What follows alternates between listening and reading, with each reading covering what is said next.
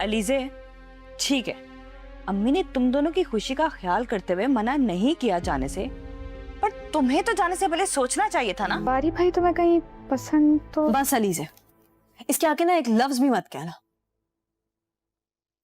उनमें और हमने जमीन आसमान का फर्क है। आइंदा ऐसे नहीं करूंगा, प्रॉमिस प्रॉमिस मैं नहीं करूंगा आइंदा ऐसे।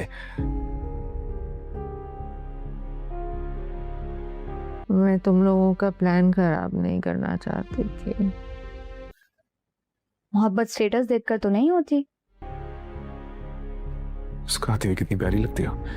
बारी क्योंकि ये नहीं चाहता कि प्रिशे ये ऑफिस छोड़कर जाए, इसीलिए इसने प्रिशे को बगैर बताए इसके लोन के इंस्टॉलमेंट पे करती होती हैं और इंस्टॉलमेंट की रकम भी काफ़ी बड़ी होती है और शयान भी काफ़ी परेशान भी हो गया होता है और बारी ने आकर प्रिशे को ये बात तक नहीं बताई होती, लेकिन प्रिशे को ये बात मालूम हो जाती है, इसीलिए वो बारी पर बहुत ज़्यादा गुस्सा भी करती है। तो बारी को ये बात मालूम है कि प्रिशे कितनी ज़्यादा खुददार औरत है, इसीलिए वो आकर प्रिशे से माफ़ी मांगता है और इसे यही बात कहता है कि आज के बाद मैं ऐसा कुछ भी नहीं करूंगा, प्लीज मुझे तुम माफ कर दो। तो प्रिशे इसे यही बात कहती है कि आप हर बार यही गलती करते हैं और हर बार आकर आप मुझसे माफी मांगते हैं, आप कब सुधरेंगे। तो बारी यही बात कहता है कि आइंदा मैं आपको शिकायत का मौका नहीं दूंगा। और वही दूसरी तरफ अलीजे की मुश्किलात में भी इजाफा होने वाला है, क्योंकि अलीजे की सास ने पहले ही ये बात तय कर ली थी कि वो अलीजे को ऐसे यहाँ पर खुश नहीं रहने देगी।